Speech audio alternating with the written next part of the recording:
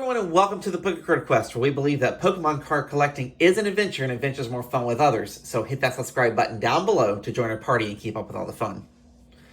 When a new set releases, it is a time to celebrate. Players get a whole new set of cards to pour over, collectors go on hunts for the cards they want in their collection, and the hobby as a whole gets a bit of a facelift from the excitement.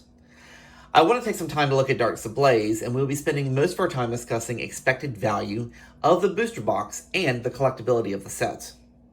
Before we get into that, a week ago we hit our 50th unboxing video, and we opened up one of each Sun and Moon era booster.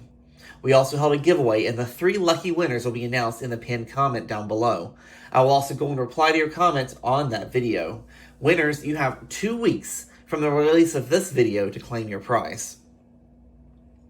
Now, as far as Darkness Ablaze goes, do you have a traditional ritual before a new set? Do you get a new binder, order a fresh pack of sleeves, or update your checklists? Let us know in the comments below. We're curious to see what everybody does before a new set comes out, because I know we have the things that we do here. I just finished updating my database so I can start checking the cards off, because starting in our next video, we're going to start unboxing Darkness Ablaze products for the next couple of weeks. So, expected value. Expected value, or EV, is something that has been around the TCG community for quite some time. It is the idea that based on the average market prices of the different rarities in a booster pack, you can guess or estimate the average value of any particular product. Particularly booster boxes are what people generally use. There's a ton of this stuff for Magic the Gathering. We did some of this for Star Wars Destiny when Star Wars Destiny was around. But as far as Pokemon cards go, it is a little bit more challenging, especially in modern Pokemon, to get a really good EV. One of the main reasons for that is that there's really no advertised pull rates for the different rarities. Also with Pokemon, especially for the vintage stuff, a lot of people who calculate EVs try to calculate the PSA factor, which is the value that a card increases when it gets graded by PSA. So that complicates the math quite a bit. Now, when we're just looking at modern sets, I think we can ignore PSA completely. There's just not enough evidence that PSA increases the value for the majority of modern cards. There may be a couple rare exceptions, but especially for a new set, let's just forget that PSA could be a factor when it comes to EV for a box, and just look at the average price of raw cards per rarity. So, let's talk about EV for Darkness Ablaze. Like I said, we're going to ignore PSA. And of course, PSA is very far behind anyway. So if you get something sent off to PSA, it could be months before it comes back. And by then, the market it goes up and down like crazy. So, so forget about that.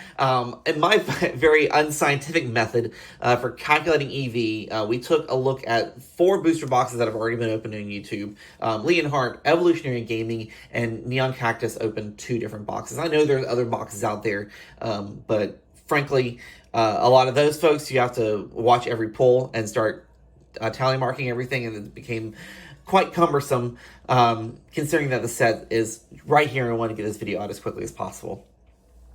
Now, looking at the pull rates of these 4 boxes, I think it is pretty close to being accurate, because it is almost exactly the same, plus or minus like a couple tenths of percent, with the Game Capital, who did a full 60 booster box opening of Sword and Shield. Now, the reason I can compare this to Sword and Shield is because the distribution of the rarities is the same.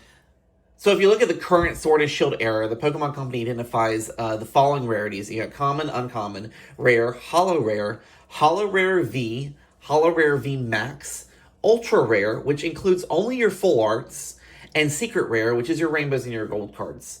And the reason I point this out is because when you see people do pack polls online, Ultra Rare gets thrown around quite a bit as a moniker or the nomenclature for pretty much anything that's not just a plain Holo Rare. And I think that can be a little misleading when you come to pull rates. If you take these rarities as the rarities that the Pokemon Company categorizes, and I think if you break it down any further, it gets overcomplicated. It doesn't make a whole lot of sense mathematically. So if you look at these rarities, you get really the following percentages that I'll put up here. So about 60% chance of getting a rare, about 16% chance of getting a rare holo, about 14% chance of getting a rare holo V, and that's about 5 per booster box. a little bit less than a 3% chance of a VMAX. Now, in a booster box, you're almost guaranteed one VMAX. In the 4 booster boxes we sampled, everybody got one. Most of them got the Charizard, which I think is just pure luck. And then ultra rares, you're getting about a little less than 5%, and that is that 1 or 2 ultra rares a box. And then with secret rares, you get typically about 1 per box. That's the same percentage as a Holo VMAX. So, given this information, you can use these percentages, take the average price of those rarities separately, and with a bit of math, you can get the estimated value for a booster box. Now, this, of course, every time you pull a booster box does not mean you're going to get this value out of it. It just means if you pull so many booster boxes, you're going to get closer to this average. Now, sometimes you're going to go much higher, and sometimes you're going to go much lower. For example, Sword and Shield base set, a current booster box estimated value is about $53. Now, Sword and Shield is just not a set that is appealing to specialized collectors. The playability of the cards is really rooted in a lot of the more common cards and the trainers. There's not really any exciting Pokemon or ultra rare Pokemon that has driven the metagame, which does have a huge influence on price. I think if collectors don't have a pulse on what's playing, what's playable, what people enjoy playing, then you miss a part of the market that influences price, especially for modern sets. Now, for vintage sets that aren't playable, especially WotC, which is not playable in any format officially, that is all about collectability. But, for standard and even for expanded formats, and even there's a format that goes all the way back to every Pokemon Company printed card, which is the black and white era. I don't think it goes back any further. I have to double check on that. But, there is a little bit of playability factor in those cards. Now, Darkness Ablaze is pretty exciting because it is going into opening weekend with an expected value of $150 a booster box. Now, most of us know we can get a booster box for a new set for somewhere between $90 and $110, depending on where you purchase it from. But the question is, why is there such a disparity between Sword and Shield and Darkness Ablaze? Which, it should make a lot of sense to you guys.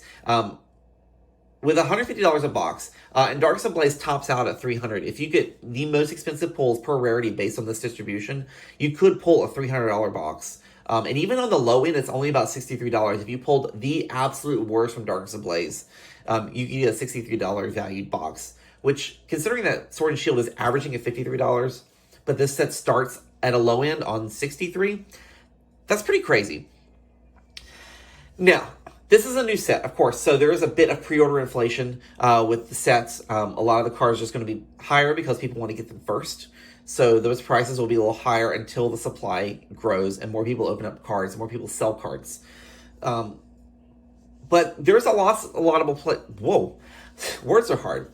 There are also a lot of playable Pokemon in this set, including some at the more rare levels. So like Crobat V is a big one. Scorch V Max is going to be huge for the metagame. And collectors and those who are trying to make money off these cards definitely need to be aware of these playabilities because that's really going to impact the value. Now, let's be honest. The main driving factor of this set is there's a Charizard. Now, there's not just one Charizard, but there are 2. There's a Charizard which is trending about $15 right now, which is crazy considering you get about 5 to 6 Vs per box, and Vs are not that uncommon. But the Charizard V Max currently is trending $100 raw. Be interested to see what happens when that card starts getting graded and people start buying it and collecting it. But with only 1 V Max per box, Charizard V Max is definitely the big ticket item of the set. And it's not even the top tier rarity, which is pretty amazing. Also, there's an Eternatus V Max Rainbow Rare, the Secret Turbo Patch, which is a gold card, and the Full Art Crobat V are also trending at about $50, above $50 each. Darkness Ablaze is going to be a huge set with a ton of value. Any set that contains a Charizard has gone up in value as soon as the booster box is no longer printed. I mean, take a look at Unbroken Bonds, Burning Shadows, Team Up, even Evolutions and Flashfire. Sets around those sets do not increase the value of their booster box nearly as much as those have over the course of time. So that is to say, if you have some extra capital, you're looking to invest in modern Pokemon cards, I think Darkness Ablaze and I would even venture to guess Champion's Path, which is right after it, are going to be some great sets to start looking at. Building a sealed collection that in a year's time, in 5 years' time, in 10 years' time, are going to increase in value tremendously. And really, it's the Charizard factor. I think that is a huge factor in the valuation of the set, the evaluation of the expected value, and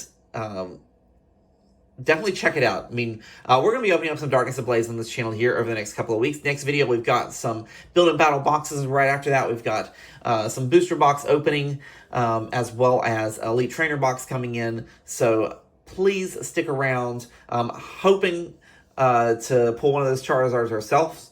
I think it'd be awesome. I'm looking forward to it. This is really the first set that we've gotten into that has such buzz around it and such excitement in the cards, especially from the modern era. So definitely stay tuned. I'm looking forward to all the Darkness Ablaze fun and excitement. Thank you for watching. If you were not aware, the Poké Card Quest has a Discord where we're giving away a code card once a day. Come talk Pokemon with us. It is very exciting. We have things to show off and things to tell, and we want you to be part of our party. If you enjoyed this video, hit the like button down below and subscribe for more content just like this. Check out this video down here, or just look at my collection progress on the left. Remember, collecting is an adventure, and adventures are more fun when shared with others. See you next time.